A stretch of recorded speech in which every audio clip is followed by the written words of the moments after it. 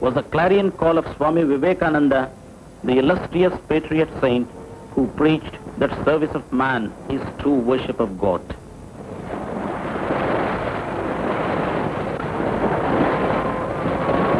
In December 1892, Swami Vivekananda, as a wandering monk, visited Kanyakumari, the southernmost tip of the Indian mainland at the confluence of the Bay of Bengal, the Arabian Sea, and the Indian Ocean.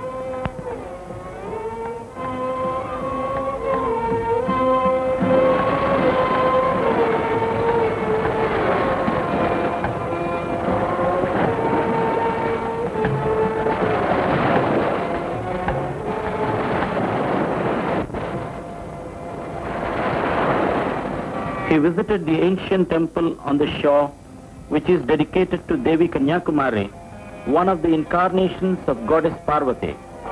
On Vijayadashmi day every year, the deity is taken out in procession with great pomp.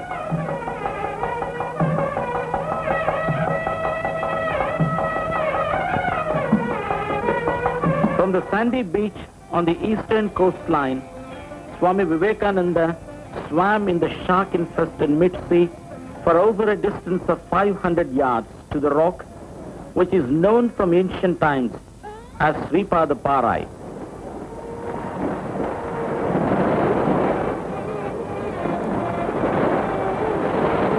During the 3 days and 3 nights of meditation on the hallowed rock, he discovered the mission of his life and decided to give to the world the message of Sanatana Dharma, the universal religion. It was here that the simple monk was transformed into a great reformer, great organizer, and a great master builder of the nation.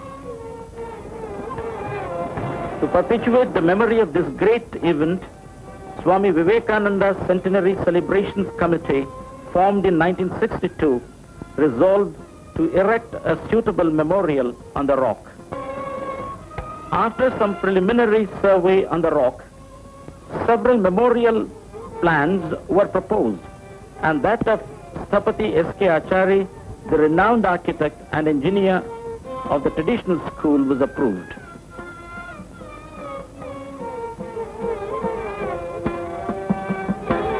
From all over the country, donations more than 1 crore of rupees were collected, about 75% of them coming from the common mass of people, contributing small amounts. A miniature model of the main edifice, made in sandalwood, was utilized to explain to the visitors the details of the proposed memorial. As the memorial site was in mid-sea, it was decided to construct the memorial in granite. To determine the strength of the inner core of the rock, a test bore 60 feet deep was made, and the results were found satisfactory.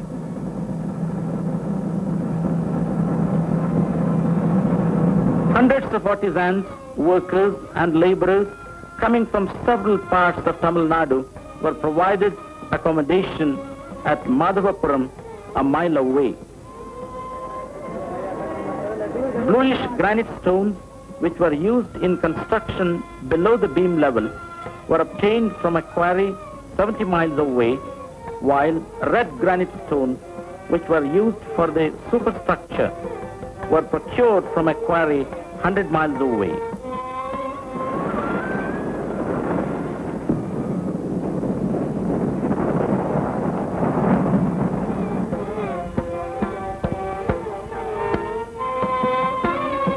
Ton monolithic stones were cut from the quarry for the 4 ornamental pillars. They were chiseled into shape at the quarry itself. Thus reduced in weight to 14 tons, they were transported to the stone dressing yards on the shore by special trucks. The culverts en route had to be strengthened by suitable props to ensure safe passage.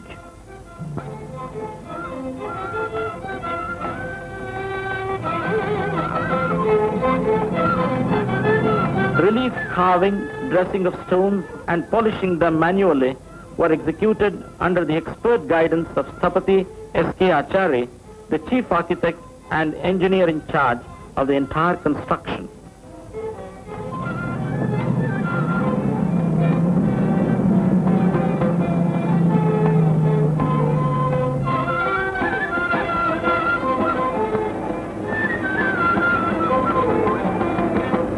An approach road to the shore was formed and a breakwater wall constructed by the state PWD by dumping about 5,000 truckloads of boulders. This was their contribution to the memorial project.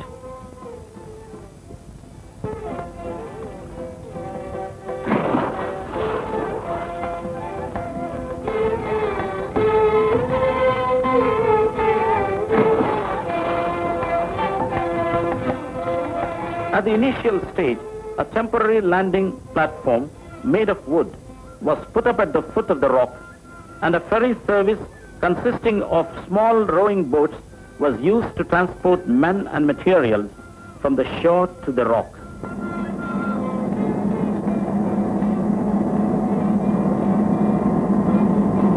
The first mechanized vessel, a tugboat, was pressed into service in 1967. It was named Agastya. The dressed stones were transported to the memorial site in pontoons tugged by mechanized boats or in barges.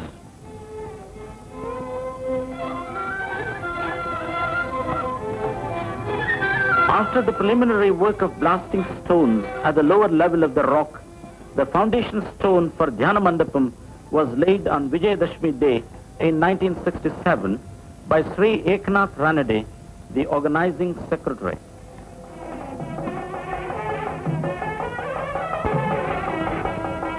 As their further contribution to the memorial project, the state government through the PWD attempted to construct a jetty platform in the crevice at the foot of the rock by blasting on the water and removing the loose boulders. Two large crevices at the foot of the rock on either side of the main edifice were converted into reservoirs for storing rainwater required for construction work.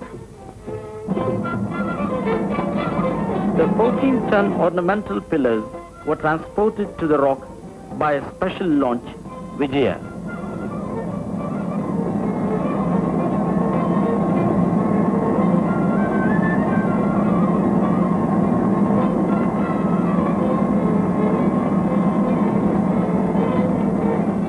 A trolley track was laid on the slope of the rock to haul up heavy materials to the site levels using manually operated winch and wire ropes.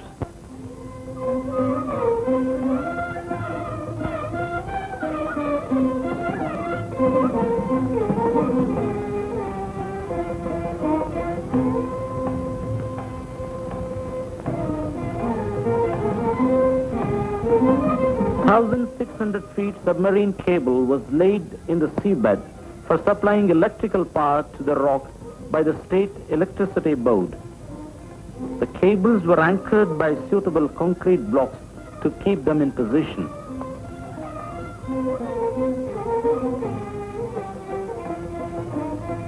These monolithic 14-ton ornamental pillars were hauled up and placed in position. Other dressed and polished pillars of the main mantapam were also erected.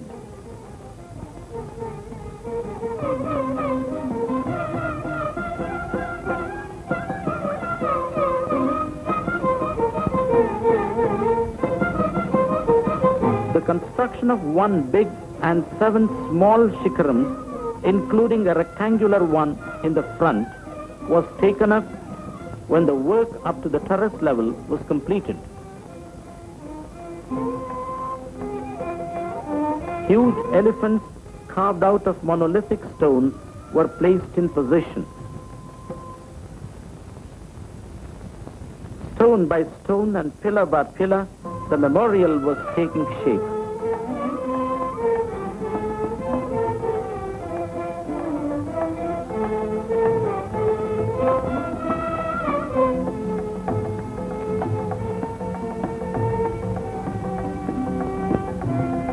During the different phases of the construction of the memorial, the Maharaja of Nepal, Sri Bhaktavatsalam, Swami Vireshwarananda, the Maharaja of Mysore, Swami Chinmayananda, the Maharaja of Sikkim, and Guruji Golwalkar and others visited the memorial.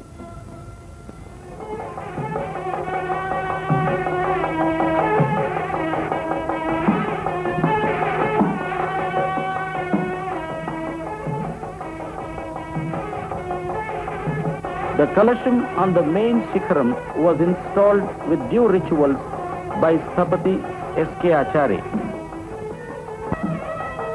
2-month-long inaugural celebrations were organized from September 1970.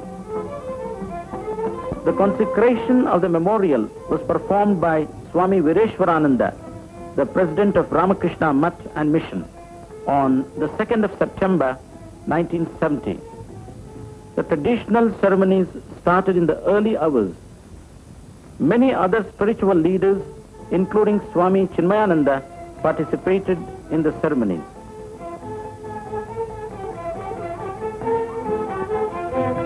Rashtrapati Sri V.V. Giri landed on the rock by a helicopter for the opening of the memorial.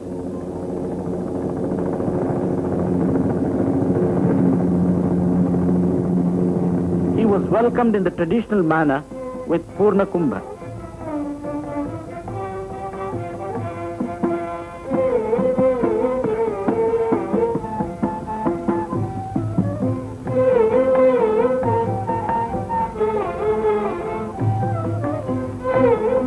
After worshipping Devi Padam, he paid homage to Swami Vivekananda.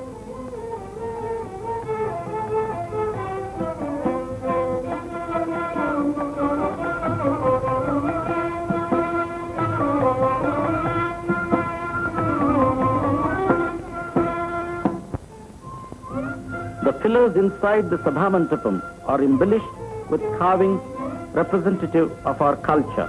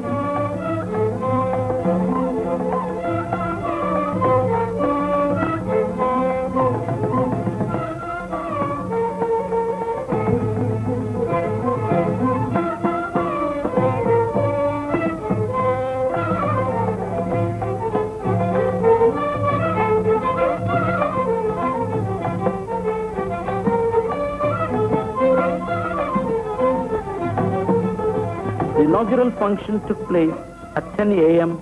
on the shore opposite to the memorial, and it was presided over by Sri M. Karunanidhi, the Chief Minister of Tamil Nadu. Sri Eknath Ranade in his report said that a part of the dream had been realized. He referred to the further aspiration of the committee to establish a service mission with a significant program of building up a cadre of dedicated life workers, a lay order of missionaries.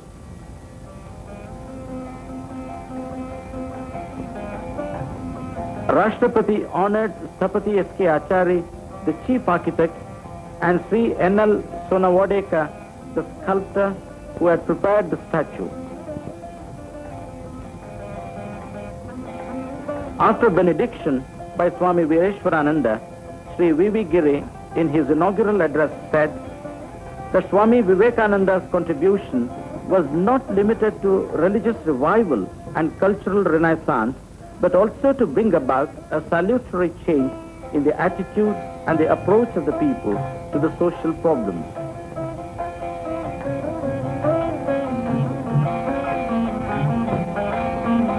The Prime Minister Srimati Indira Gandhi visited the memorial on the 16th of September 1970. She was welcomed by Swami Ranganathananda, Justice D.N. Sinha, the President of the Committee, Sri Eknath Ranade and other committee members.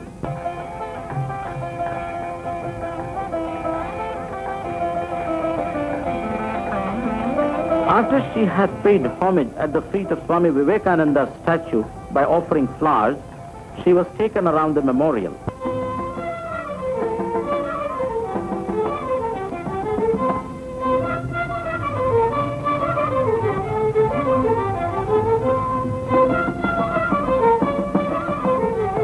Later, she addressed a meeting on the shore. She said that the present-day youth are finding fault with the old values of life, not because the values are wanting, but because we of the old generation have not lived up to those ideals. She concluded that individual salvation could be assured by working for the collective salvation and welfare of one and all. Vice President G.S. Pathak participated on the concluding day of the celebrations by releasing the commemoration volume on India's contribution to world sport and culture, brought out by the committee to mark the special occasion.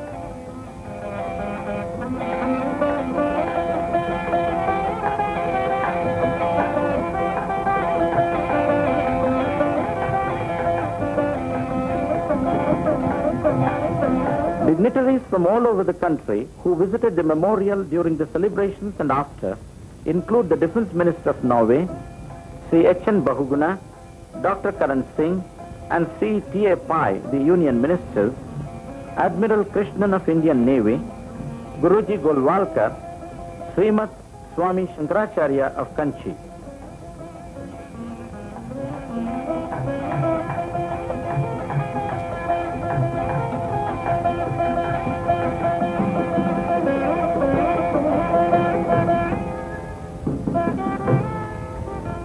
The message of Swami Vivekananda is service to humanity is service to divinity. Jaya Jaya Paramatman Sansmaramo Vayam Tvam. Inspired by the above message, the committee resolved on the 12th of January 1972, the birthday of Swami Vivekananda, to establish a service mission under the name of Vivekananda Kendra.